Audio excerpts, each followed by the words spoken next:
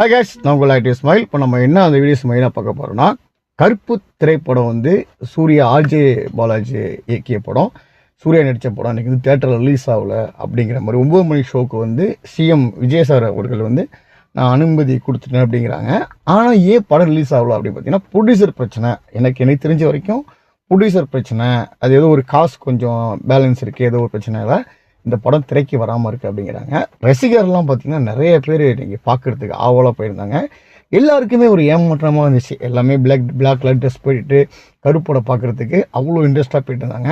But அவங்களாம் வந்து மாதிரியான ஒரு ஏக்கங்கள் ஆகுது. என்னங்க இந்த மாதிரி ஆகுதுங்க, என்னங்க இந்த மாதிரி ஆகுது, இந்த மாதிரி படம் ரிலீஸ் ஆகுறாங்க, விஜய் படம் கூட இப்போ வந்து சென்சார் பிரச்சனையாக இருந்துச்சு, இப்போ வந்து தேட்டருக்கு வரல அப்படிங்கிறாங்க. இது எப்படின்னா அப்படிதாங்க, அது வந்து ரிலீஸ் ஆகிறதுக்கு முன்னாடி வந்து அந்த குடுக்கல் வாங்கல் எல்லாமே கரெக்டாக இருந்தால் மட்டும்தான் ரிலீஸ் ஆகும். உதாரணத்துக்கு நான் படம் நடிச்சுன்னு வச்சுங்களேன், எனக்கு பேலன்ஸ் கொடுங்க வச்சுங்களேன். நான் படம் நடிச்சிருக்கேன், எனக்கு ஒரு 5000 பேலன்ஸ் இருக்குன்னு வச்சுக்கோங்க. குறைஞ்சது ஒரு 5000 பேலன்ஸ் இருக்குன்னா நான் போய் கீப்பில் கம்ப்ளைண்ட் பண்ணலாம், இந்த படத்துலலாம் எனக்கு 5000 பேலன்ஸ் இருக்குது அப்படிங்கும்போது திரைக்கு அந்த படம் வராது. அதே மாதிரி தான் ப்ரொடியூசர் பிரச்சனை, ஏதோ ஒரு குடுக்கல் வாங்க செட்டில்மெண்ட் பிரச்சனை எல்லாம் இருந்துகிட்டு இருக்கு. சில பேர் சொல்கிறாங்க 1:30 மணிக்கு ஷோ வந்துடும், சில பேர் 6 மணிக்கு வந்துடும், ஈவினிங் வந்துடும் அப்படின்னு சொல்கிறாங்க. எனக்கும் எப்போ வரும் அப்படிங்கிற நானும் ஒரு செம்ம இன்ட்ரெஸ்ட்டாக தான் இருக்கிறேன் ஆக்சுவலாக. ஆனால் படம் வந்து கண்டிப்பாக இன்றைக்கி வரத்துக்கான வாய்ப்புகள் நிறைய குறைவாக தான் இருக்குதுன்னு நினைக்கிறேன். ஏன்னா நிறைய பேர் காசு ரிட்டர்ன் பண்ணிட்டாங்க. புக் பண்ணோம் 9 மணிக்கு புக் பண்ணவங்க ரிட்டர்ன் பண்ணிட்டாங்க. படத்தை நிறைய பேர் வந்து கேரளாவில் சில இடத்துல பார்த்துருக்காங்க, தேட்டர் ரிலீஸ் ஆகிருக்கு அப்படிங்கிற கேள்விப்பட்டேன். அது ஒரு நான் ஒரு ரிவ்யூ சொல்லியிருந்தார் ஆக்சுவலாக பப்ளிக் கேட்கும்போது. கன்னடா அப்புறம் கேரளாலாம் படம் ரிலீஸ் ஆகிடுச்சு. படம் வந்து பார்த்திங்கன்னா நல்ல ஒரு படம், நல்ல விறுவிறுப்பாக போகுது. ஒரு கிரேம் அப்படி அடுத்து நடக்க போகிற மாதிரி ஆர்ஜே பாலாஜி வில்லனாக இருக்கிறாரு. நான் சொன்ன மாதிரி தான் நான் சொல்லியிருந்தேன் ட்ரெய்லர் பார்த்துட்டு. அந்த சுச்சுவேஷனாக இருக்குது. படம் வந்து ஃபுல்லாகவே வந்து த்ரில்லராக இருக்குது. அடுத்து என்ன அப்படி போயிட்டுருக்கு அப்படிங்கிறாங்க. படம் வந்து விறுவிறுப்பாக நினைக்கிறேன் ஆக்சுவலாக. ஏன்னா சூர்யா ஃபேன்ஸ் எல்லாமே வந்து என்ன சொல்கிறாங்கன்னா, சூர்யா நல்ல மனிதர், இவ்வளோ உதவிகள் செய்கிறாரு, எவ்வளோ பண்ணுறாரு, படிக்க வைக்கிறதெல்லாம் செய்கிறாரு, இவருக்கு ஒன்றியும் இந்த மாதிரி பிரச்சனை வருது, இந்த மாதிரி படத்தில் ஸ்டாப் பண்ணுறாங்க அப்படின்னும் போது இது ஒரு படமாக பார்க்கணும். ஓகே, படம் பார்க்கும்போது அந்த செட்டில்மெண்ட் சரியில்லைன்னா கண்டிப்பாக அதுமாரி தான் ஆகும்.